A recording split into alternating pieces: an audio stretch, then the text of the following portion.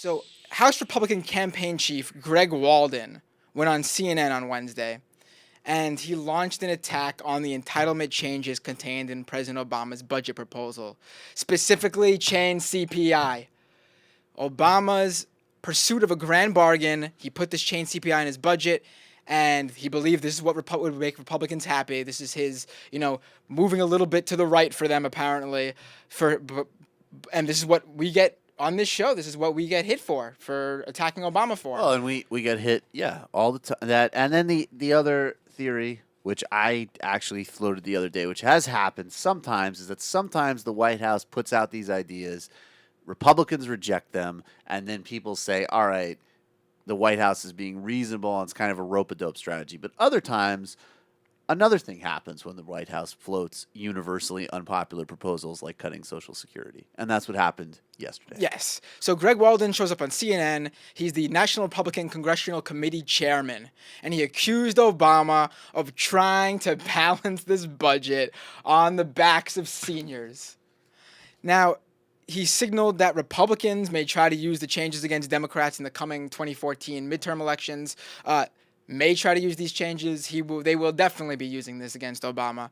Let's play a portion of Greg Walden of the National Republican Congressional Committee on CNN yesterday. Let's play a clip of that. Let's get some Republican reaction to what we just heard from the President of the United States. Representative Greg Walden of Oregon is joining us right now. He's the chairman of the National Republican Congressional Committee. Congressman, what do you think of the President's remarks? Well, I thought it's very intriguing in that his budget really lays out kind of a shocking attack on seniors, if you will. And we haven't seen all the detail yet, so we'll look at it. But I'll tell you, when you're going after seniors the way he's already done on Obamacare, taking $700 billion out of Medicare to put into Obamacare, and now coming back at seniors again, I think you're crossing that line very quickly here in terms of denying access to seniors for health care in districts like mine, certainly, and around the country. I think he's going to have a lot of pushback from some of the major senior organizations on this and Republicans as well. And this is a budget that doesn't balance. At the end of the day, you can have all the flowery rhetoric, but I'm a numbers guy, and this doesn't add up.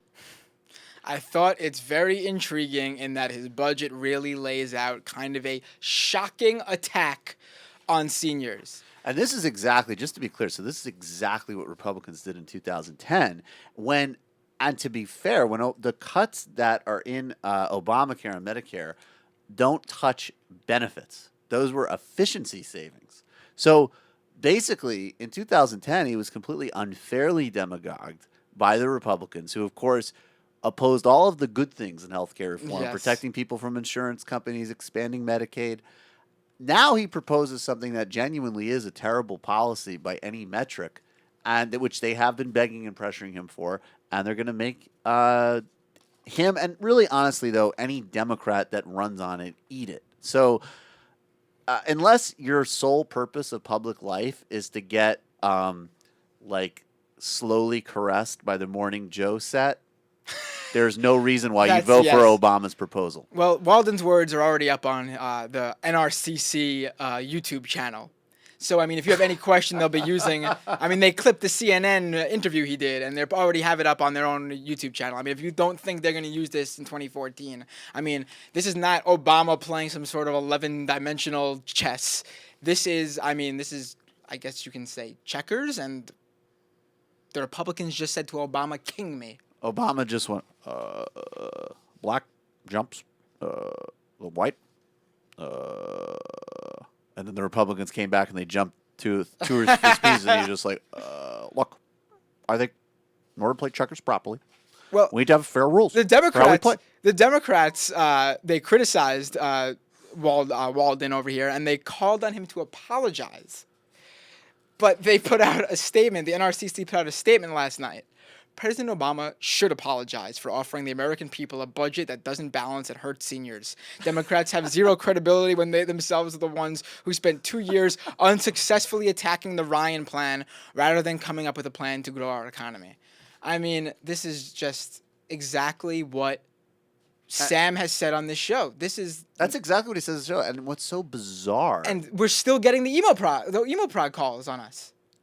And here's what I would say, and it was funny yesterday because I feel like, especially in the context of this show, like I know, sometimes even talking off of the show or whatever, that I probably have a more, it's clear I probably have a relatively more generous view of Obama in the context of this show, in some respects, but like. I have to say, for his supporters, I think some people, I read some things by Bill Scher. I don't tend to agree with it, but sometimes I do. And he makes some legitimate arguments. I think there's legitimate arguments, but it is this thing that Sam brought up yesterday, which really gets to me, is like. Obama could do nothing wrong to them. And he's not your boyfriend, and he's not your dad or substitute any other like personal relationship. I mean, it frankly starts to get weird and creepy. It's one thing to say, this is why he's doing what he's doing. Or you may not like this, but the whole context of what he's done is really good, and here's why. And make the arguments. You can even believe he's playing 110th dimensional chess. You can even, and look, I think there are moments where Obama has shown some strategic savvy. But the point of the matter is make the friggin' argument.